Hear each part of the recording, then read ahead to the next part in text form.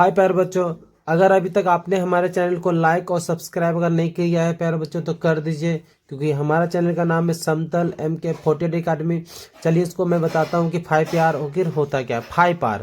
5R 5R पर्यावरण को बचाने के लिए 5 प्रकार के आर क्या है।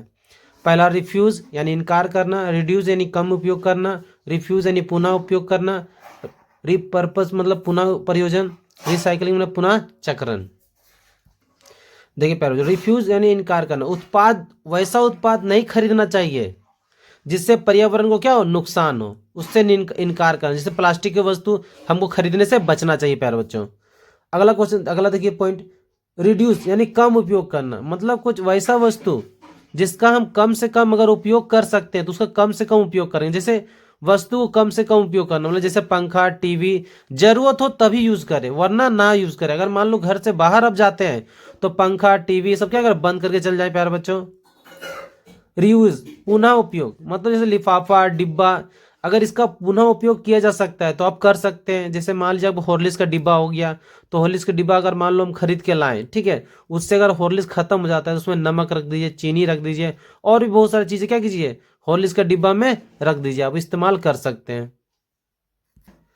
देखिए रिपर्पस यानी पुनः प्रयोजन, मतलब देखिए जिस वस्तु का उपयोग हो सकता है उसका दोबारा प्रयोग कर सकते हैं। जैसे मान लीजिए कोई बाल्टी है, अगर मान लीजिए इस बाल्टी में हम पानी भर के भर दिए, अचानक क्या हो गया, टूट गया। अचानक क्या हो गया पैर, टूट गया, तो बाल्टी में हम पौधा लगा सकते हैं, ठीक है, उसमें कुछ मिट्टी का सामान उमान रख सकते हैं ताकि हम उसको इस्तेमाल कर सकते हैं प्यारे बच्चों।